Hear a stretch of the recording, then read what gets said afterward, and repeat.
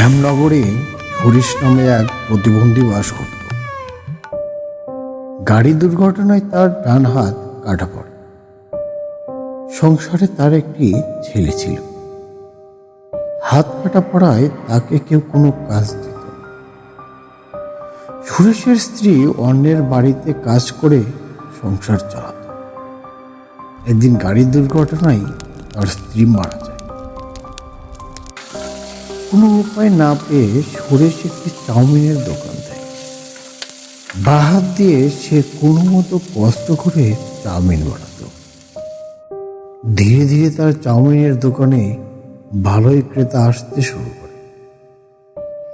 সবাই তার চাউমিন খেয়ে খুব প্রশংসা করতে লাগলো। সাধন বলল, বাহ, এত স্বাদের চাউমিন তো আমি এই প্রথম খেলাম। তুমি কিন্তু আরো আগে চাউমিনের দোকান দিলেই পারতে সুরেশ দা, তাহলে তোমাকে আর এমন কষ্টের মধ্যে দিন কাটাতে হতো না।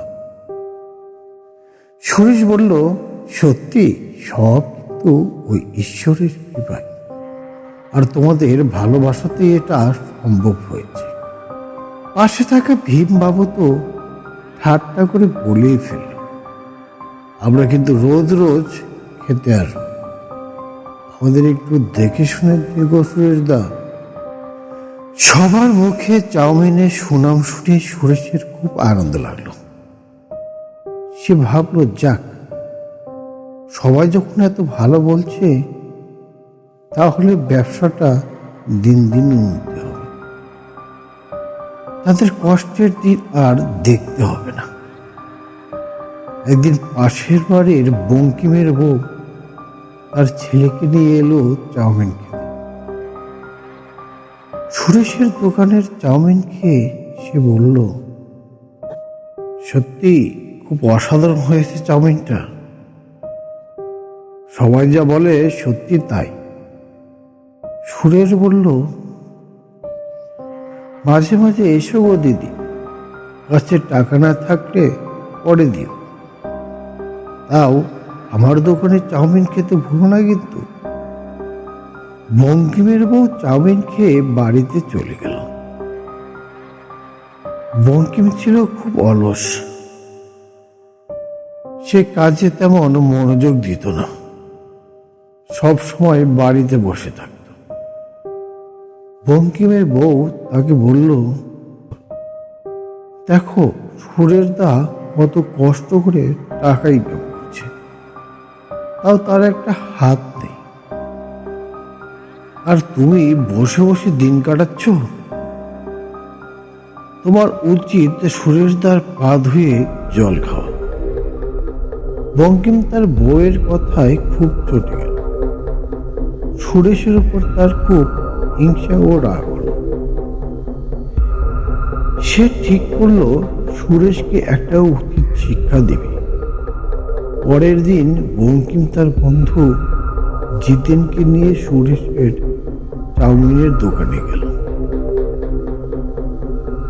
বঙ্কিম সুরেশকে বলল, কি হে সুরেশ দা, শুনেছি তোমার চাউমিন নাকি এই গ্রামে খুব বিখ্যাত হয়েছে, তা দাও না এক প্লেট, একটু পরখ করে দেখি কেমন চাউমিন বানাও তুমি। বঙ্কিমের কথা শেষ হতে না হতেই জিতেন বলে উঠল, রে সুরেশ, তুই একাই খাবি নাকি? আমাকেও একটু দিতে বল না, আমিও একটু খেয়ে দেখি কি এমন স্বাদ। ওদের কথায় সুরেশ তেমন কিছু মনে করলো না, ভাবলো ভালোই তো, নতুন নতুন ক্রেতা আসলে সেটা খারাপ নেই। দুজনে দুই বাটি চাউমিন নিয়ে খেতে শুরু করলো। খেতে খেতে হঠাৎ বঙ্কিম চাউমিনের বাটি মাটিতে ফেলে দিল। ছি ছি ছি, অস্বাস্থ্যকর ভাবে চাউমিন রান্না করছো, এগুলো খেলে তো সবার পেট খারাপ হয়ে যাবে। তোমার চাউমিনের ভিতরে চুল এলো কি করে? জিতেন বলে উঠল, হ্যাঁ হ্যাঁ, সেদিন আমার মেয়ে চাউমিন খেতে নিলে ওর বাটিতেও চুল ছিল, কিন্তু আমি তখন অতটা কিছু মনে করিনি। কিন্তু আজকের ব্যাপারটা দেখেই মনে হচ্ছে সত্যিই খুব অস্বাস্থ্যকর এবং অসচেতনভাবে সুরেশদা চাউমিন তৈরি করে। সুরেশ বিনয়ের সাথে বলল, না না, তোমাদের কোথাও ভুল হচ্ছে। আমি অস্বাস্থ্যকরভাবে কখনই চাউমিন তৈরি করি না। ওরা কিছুতেই মানতে রাজি হলো না। তারা সুরেশের দোকান ভাঙচুর করে তাকে ন্যাড়া করে দিল। প্রচণ্ড মারধরের কারণে সুরেশের জ্বর এসে গেল। সে বিছানায় শয্যাশায়ী হয়ে পড়ল। কিছুদিন পর সুরেশ বিনা চিকিৎসায় মারা গেল। সুরেশের মৃত্যুর পর ঘটতে থাকলো সব অবাক কাণ্ড। একদিন নদীর পাড়ে সকালে বঙ্কিমের বন্ধু জিতেনের মরদেহ মিলল। গ্রামের সবাই খুব চিন্তায় পড়ে গেল। এমন ঘটনা এই গ্রামে আগে কখনোই ঘটেনি। তার পরের দিন সুরেশের আরেক বন্ধুর মৃতদেহ মিলল একই জায়গায়।